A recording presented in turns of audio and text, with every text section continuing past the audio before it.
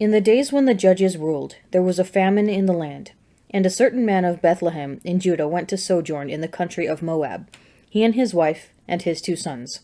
The name of the man was Elimelech, and the name of his wife Naomi. And the names of his 2 sons were Mahlon and Chilion. They were Ephrathites from Bethlehem in Judah. They went into the country of Moab and remained there. But Elimelech, the husband of Naomi, died, and she was left with her 2 sons. These took Moabite wives. The name of the one was Orpah, and the name of the other Ruth.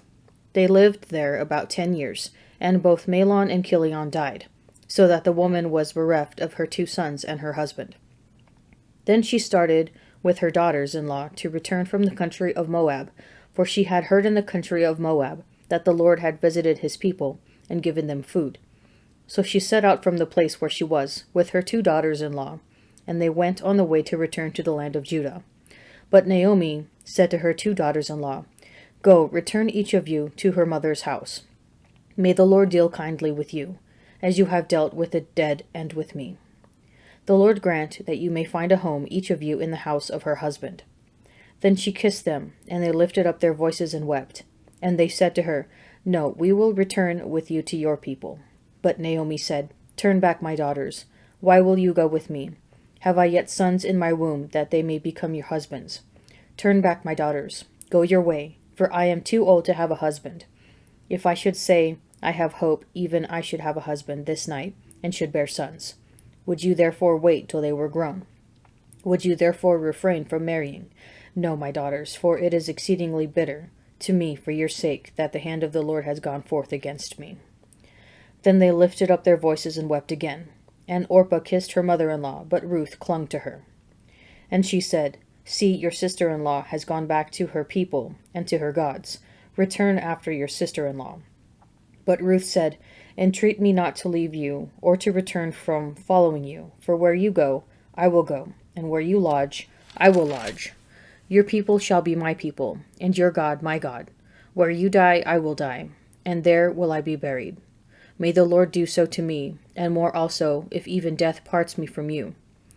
And when Naomi saw that she was determined to go with her, she said no more.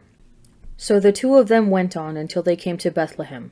And when they came to Bethlehem, the whole town was stirred because of them. And the women said, "Is this Naomi?"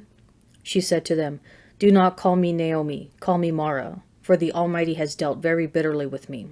I went away full, and the Lord has brought me back empty. Why call me Naomi, when the Lord has afflicted me, and the Almighty has brought calamity upon me?" So Naomi returned, and Ruth the Moabitess, her daughter-in-law, with her, who returned from the country of Moab. And they came to Bethlehem at the beginning of barley harvest. Now Naomi had a kinsman of her husband's, a man of wealth, of the family of Elimelech, whose name was Boaz. And Ruth the Moabitess said to Naomi, "Let me go to the field and glean among the ears of grain after him, in whose sight I shall find favor." And she said to her, "Go, my daughter." So she set forth and went and gleaned in the field after the reapers. And she happened to come to the part of the field belonging to Boaz, who was of the family of Elimelech. And behold, Boaz came from Bethlehem, and he said to the reapers, "The Lord be with you." And they answered, "The Lord bless you." Then Boaz said to his servant who was in charge of the reapers, "Whose maiden is this?" And the servant who was in charge of the reapers answered, "It is the Moabite maiden, who came back with Naomi from the country of Moab. She said, 'Please, let me glean and gather among the sheaves after the reapers.' So she came, and she has continued from early morning until now, without resting even for a moment." Then Boaz said to Ruth, "Now listen, my daughter, do not go to glean in another field or leave this one, but keep close to my maidens. Let your eyes be upon the field which they are reaping, and go after them. Have I not charged the young men not to molest you? And when you are thirsty, go to the vessels and drink what the young men have drawn." Then she fell on her face, bowing to the ground, and said to him, "Why have I found favor in your eyes, that you should take notice of me, when I am a foreigner?" But Boaz answered her, "All that you have done for your mother-in-law since the death of your husband has been fully told me, and how you left your father and mother and your native land and came to a people that you did not know before. The Lord recompense you for what you have done, and a full reward be given you by the Lord, the God of Israel, under whose wings you have come to take refuge." Then she said, "You are most gracious to me, my lord, for you have comforted me, and spoken kindly to your maidservant, though I am not one of your maidservants." And at mealtime Boaz said to her, "Come here and eat some bread, and dip your morsel in the wine." So she sat beside the reapers, and he passed to her parched grain, and she ate until she was satisfied, and she had some left over. When she rose to glean, Boaz instructed his young men, saying, "Let her glean even among the sheaves, and do not reproach her. And also pull out some from the bundles for her, and leave it for her to glean, and do not rebuke her." So she gleaned in the field until evening. Then she beat out what she had gleaned, and it was about an ephah of barley. And she took it up and went into the city. She showed her mother-in-law what she had gleaned, and she also brought out and gave her what food she had left over after being satisfied. And her mother-in-law said to her, "Where did you glean today? And where have you worked? Blessed be the man who took notice of you." So she told her mother-in-law with whom she had worked, and said, "The name of the man with whom I worked today is Boaz." And Naomi said to her daughter-in-law, "Blessed be he by the Lord, whose kindness has not forsaken the living or the dead." Naomi said to her, "The man is a relative of ours, one of our nearest kin." And Ruth the Moabitess said, "Besides, he said to me, 'You shall keep close by my servants till they have finished all my harvest.'" And Naomi said to Ruth, her daughter-in-law, "It is well, my daughter, that you go out with his maidens, lest in another field you be molested." So she kept close to the maidens of Boaz, gleaning until the end of the barley and wheat harvests, and she lived with her mother-in-law. The Lord reigns. Let the earth rejoice. Let the many islands be glad. Clouds and thick darkness are round about him. Righteousness and justice are the foundation of his throne. Fire goes before him, and burns up his adversaries round about. His lightnings lighten the world. The earth sees and trembles. The mountains melt like wax before the Lord of all the earth. The heavens proclaim his righteousness, and all the peoples behold his glory. All worshippers of images are put to shame, who make their boast in worthless idols. Let all his angels bow down before him. Zion hears and is glad. And the daughters of Judah rejoice, because of your judgments, O God. For you, O Lord, are most high over all the earth. You are exalted far above all gods. The Lord loves those who hate evil. He preserves the lives of his saints. He delivers them from the hand of the wicked. Light dawns for the righteous, and joy for the upright in heart. Rejoice in the Lord, O you righteous, and give thanks to his holy name.